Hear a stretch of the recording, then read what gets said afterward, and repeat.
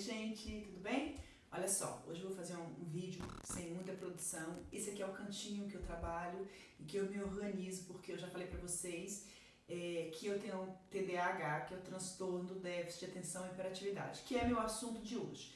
Todas as vezes que eu toco nesse assunto, vocês me fazem muitas e muitas perguntas. O vídeo de hoje eu vou falar um pouco sobre como eu diagnostiquei o TDAH no caso do meu filho, Luiz Felipe, que hoje tem 13 anos, e eu diagnostiquei com 6. O que foi que eu percebi no Luiz Felipe para fazer com que eu fosse buscar ajuda e a ajuda me veio com esse diagnóstico? Então é assim, por volta de 5 anos, o Luiz Felipe começou a se desvincular da escola. Com 4 anos, ele me dizia o nome de todos os colegas: mãe, Davi fez isso, Gustavo fez aquilo, fulana fez aquilo. Eu tinha as informações de sala de aula, de tudo o que acontecia. Quando ele fez 5 anos, essas informações sumiram. O Felipe passou a não querer mais ir para a escola, não tinha envolvimento com a escola. Eu cheguei a ir à escola, a escola disse que não, ele está aqui, ele está bem, não tem problema nenhum. Mas como mãe, a gente tem que acreditar muito no instinto da gente. Como mãe, eu sabia que tinha algo errado. Então, eu fui à terapia, a psicoterapia naquela época, e ela fez sessões com ele e falou assim: ó, Juliana, o primeiro diagnóstico que eu tenho aqui no Felipe está aquém da idade dele. Então, com 5 anos, ele tinha 5 para 6 anos, ele já era para estar, por exemplo, mais desenvolto, começando a tomar banho sozinho, começando a fazer algumas coisas que, não digo tomar banho sozinho, mas assim, para a idade dele, ele estava aquém, né? E ela falou assim: olha, a inteligência dele é acima da média, mas a maturidade não. E ela começou a fazer um trabalho com ele com 5 anos. Um ano depois, o Felipe estava na alfabetização e não alfabetizava, começou a tomar horror. Ele cada vez mais foi se desvinculando da escola, sabe? Aquilo para ele era chato, aquilo para ele era sempre muito punitivo, ele não fazia aquilo que deveria ser feito. Porque chega numa idade de 5 para 6 anos, a escola deixa de ser muito lúdica para começar a exigir uma postura em sala de aula. Então ele tem que começar a ficar sentadinho, começar a aprender as letrinhas, né? No caso do primeiro ano, no caso da alfabetização, ele tem que começar a fazer cópia de agenda em letra de forma ou letra cursiva, depende do método da escola, mas ele começa a ter que fazer algumas coisas e ficar sentado em sala de aula.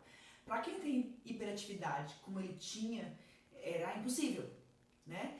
Então, depois de 1 ano de terapia, a psicóloga me chamou e falou assim: Juliana, o Luiz Felipe tem todos os sintomas do transtorno do déficit de atenção e hiperatividade. Até então, eu cheguei a fazer 2 anos de psicologia, então eu sabia o que era hiperatividade, mas exatamente o que era esse transtorno, eu não sabia.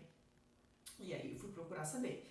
Ela me explicou quais eram as características, o que ela via nele. Gente, o que eu quero explicar para vocês é que ele fez 1 ano de terapia com uma psicóloga que sabia do que estava falando, não foi um diagnóstico pontual, entende?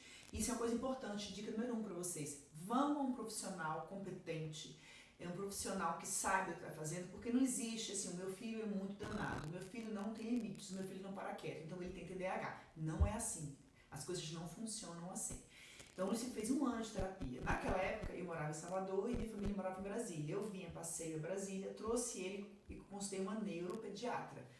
E essa neuropediatra fez alguns exames aqui e tal, pediu um eletro para descartar algumas coisas e falou assim: ó, Juliana, por 30 minutos de consulta aqui, gente, eu lembro que com 30 minutos de consulta, né, ele descobriu tudo que tinha no consultório da neuro. Ele olhou debaixo da mesa, ele olhou dentro das gavetas, ele olhou em cima da estante, ele fez tudo. Ele era realmente muito inquieto, muito inquieto.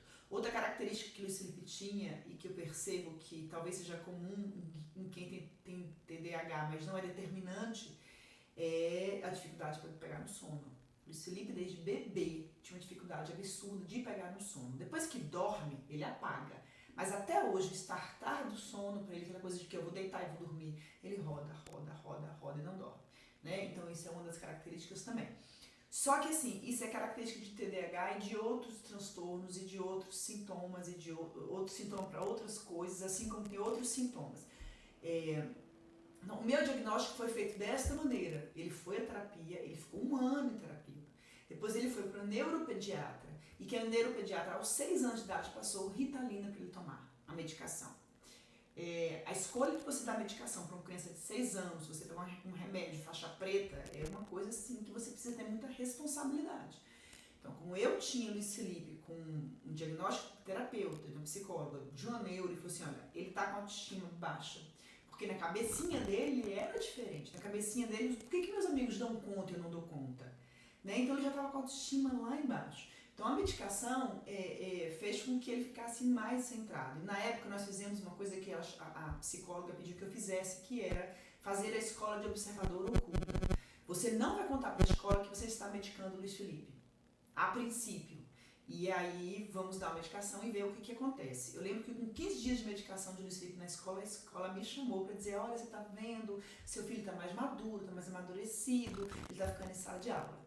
Então, assim, o retorno da Ritalina ela é meio que imediata, mas ela causa efeitos colaterais, você perdeu a fome.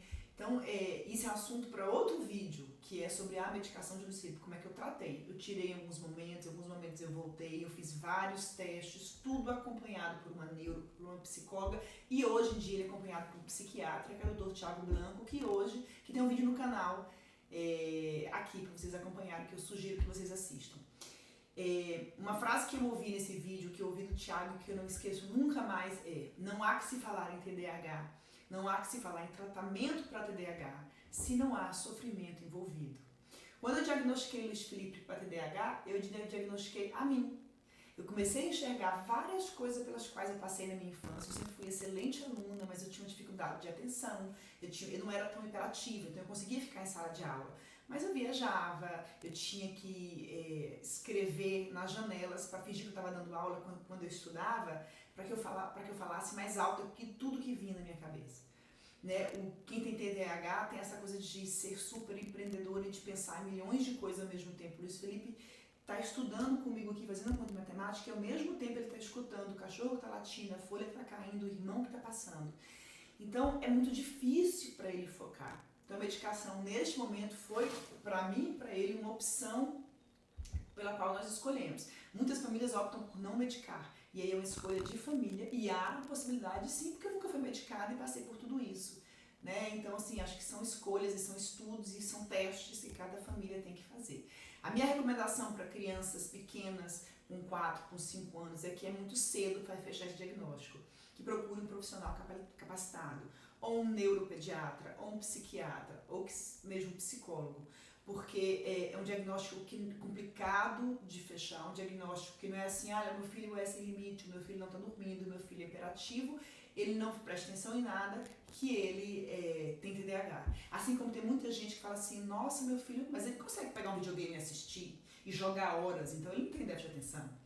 Quem tem TDAH, ele foca naquilo que é interessante para ele. Tem dificuldade absurda de focar naquilo que não é interessante. E aí parece comodismo, mas não é, as coisas não são assim, tá bom? Então assim, eu diagnostiquei Luiz Felipe aos 6 anos de idade, porque eu percebi a princípio um falta de vínculo com a turma, com a escola, uma dificuldade em alfabetizar, e isso gerou um sofrimento. Por causa desse sofrimento, eu levei ele à terapia, procurando entender esse sofrimento, essa parte social. E aí a terapeuta me trouxe esse diagnóstico e eu fui para trás de outros médicos. Então foi assim que eu diagnostiquei o TDAH de Luiz Felipe, tá bom? Essa foi uma pergunta que vocês me fizeram. Eu vou fazer um vídeo ainda explicando como é que eu diagnostiquei em mim e o que eu percebo na minha vida hoje, por isso que a pessoa anda de planner, de quadradinhos e de canetas coloridas, porque senão eu me desorganizo com a quantidade de coisas para fazer. Sobre a medicação, eu acho que é um vídeo válido para a gente fazer, quais foram os testes que eu fiz. Eu não sou psiquiatra, não posso falar de medicação, mas eu acho que é interessante a gente falar que existem famílias que optam por não medicar, e eu nunca fui medicada, né? E acho que depende do nível. Eu acho que existem níveis de TDAH, acredito nisso, porque tem crianças que são mais hiperativas, outras são mais desatentas, né? São impulsivas.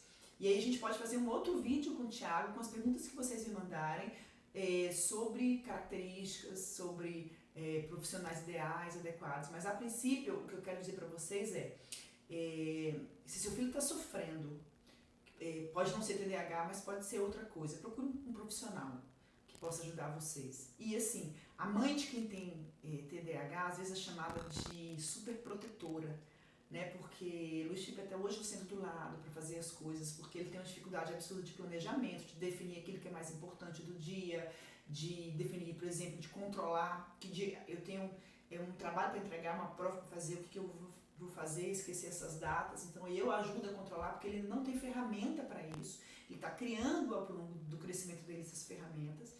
Então nós não somos superprotetoras, nós fazemos o nosso papel de mãe, né? Porque durante muito tempo eu fiquei com medo de ser muleta. Será que o filho não vai desenvolver nunca? Porque eu estou sempre ao lado dele, e o que eu estou percebendo, por exemplo, esse ano é que ele deu como é que fala, um upgrade. Ele desenvolveu muito, porque vai chegar um momento que eles vão criar as ferramentas dele e eles vão embora, graças a Deus, né? Vão bem, e a gente, não é assim que a gente faz? Se precisar da gente, a gente está aqui. Então, se vocês precisarem de mim, também eu estou aqui para poder estar esclarecendo para vocês algumas dúvidas. A gente vai conversando, tá bom? Obrigada, gente. Beijo. Compartilhem, passem. Tem muita mãe desesperada, tem muita mãe agoniada. Curtam, se inscrevam no canal para vocês acompanharem os próximos vídeos sobre vários temas. Inclusive as meninas estão querendo fazer vídeos e a gente vai estar acompanhando e estar explorando mais esse canal, tá bom? Obrigada, até a próxima.